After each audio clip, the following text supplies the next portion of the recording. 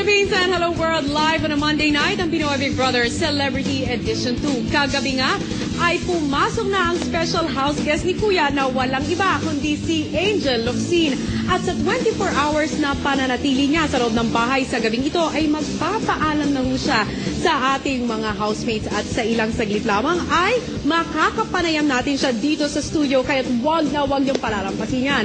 Pero sa sandaling ito, kung mapapansin ninyo mga kapamilya, yan ho si Angel, kapiling pa rin ang ating mga housemates at hindi lamang yan, kasama rin nila ang nagbabalik sa loob ng bahay. Yes, mga kapamilya, kaninang hapon po ay pumasok sa loob ng bahay itong si Gabby. Yes, sa muling pagkakataon ay nakapasok si Gabby sa loob ng bahay ni Kuya. Nangyari yan kaninang hapon. At kung nung unang pagpasok niya ay dumiretso siya sa swimming pool, ano nga kaya ang kakaibang entrada ng pagpasok nitong si Gabby sa loob ng bahay? Yan ho ang ating pag-uusapan bukas. Samantala sa mga oras na ito ay bilang na ang mga ilang sandali ng pananatili nitong si Angel sa loob ng bahay. Pero hindi natin nasaksihan ay kung paano siya pumasok sa loob. Kaya't narito ang detalyadong paglalahad ng kanyang pagpasok. Panoorin yung lahat. Linggo na umaga, ginulat ang mga housemates sa isang eksklusibong paggising.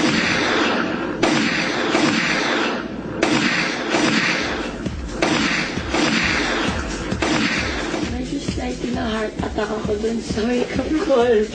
Nagulat yung puso. Wow! Sabi ko, oh my goodness. Kaya patayin na ako.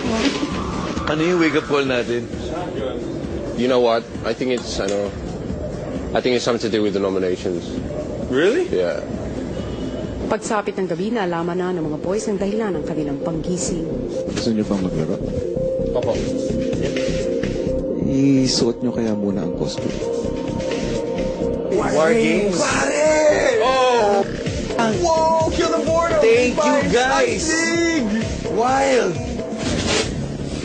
Bilisan niyo dahil may pumasok na sniper sa ating bahay. Uy, may pumasok na sniper! I'll ride you!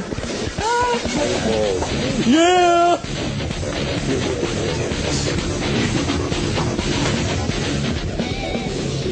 Sinusugot na sila. Dino, upper left, Dino, Donnie. Ayun, mommy, nandun sa may taas. Diyan sa taas na yun, nandun siya. Wait, I need my shoes. It's there. Ayun na gumagalaw. Ayun, Tabang kay John Girl. Donnie, dito ka. Lock, guys! Lock, guys! Wait, I have to get my shoes. Guys, be careful, ah! Sobrang kabado na parang, anong gagawin namin? Wala kaming baril. But then sinabi niyo po na, sino may lakas ng loob? So, dumiretso na ako sa main spot. Huwag kang pumasok sa spot ito.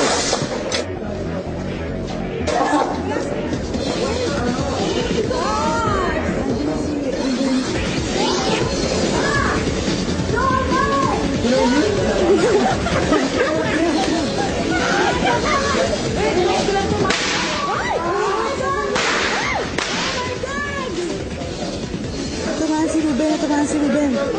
Pumunta sa loob ng kulungan nila Peggy. Na dulas po ako. Yung pako, ito, nadulas. Tapos tumama po dun sa simento. Akala po namin, kuya, talagang may gerang-gera talaga. Ruben, out. Maslain lang po ako!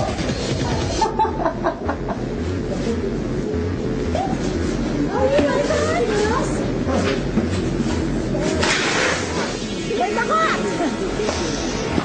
May burning! Oh my God!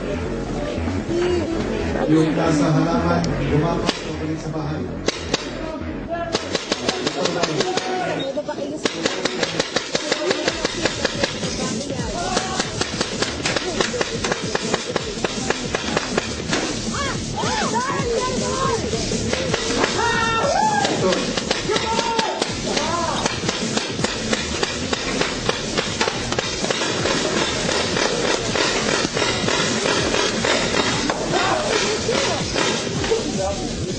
We didn't know where to go. So we just, natago. I took it like a man. Yari ko sa akin. Isa pang ulo. Isa pa.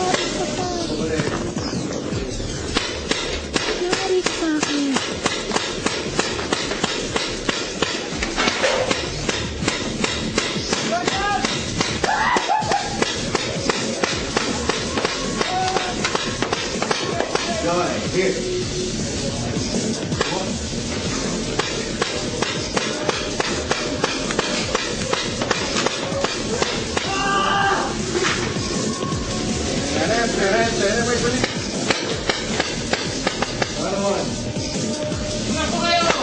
takot kuya kasi hindi ko alam dahil akala ko baka totoong rounds yung gamitin.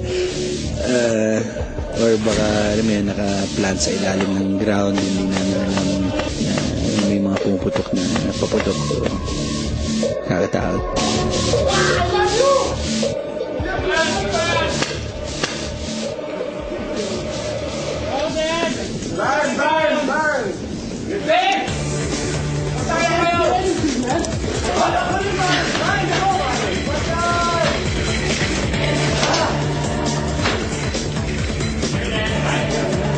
Guys! Sorry! Guys, sorry! Yeah, tulong naman, oh. Okay. Sige, sige. Teka! Pakitanggal, tol. Sorry! Ikaw ang kulit mo, ah. Sumasalabas na rin kayo sa Angel nga pala. Siya lang. Ruben po. Hindi na kami susuntukan. Hi, Jen! Sabi ko na nga ba ikaw yun eh. Hello. This is Riza. Kumusta? Wow, man. Sorry. Good job. Galing mo. Grabe. Sorry. Si Baro. Beno! Sorry, ah. Okay lang. Actually, hindi ako natamaan eh. Yung mga Oo nga, eh. ricochet lang ng bala. Come in! Please come over. Ano gusto mo?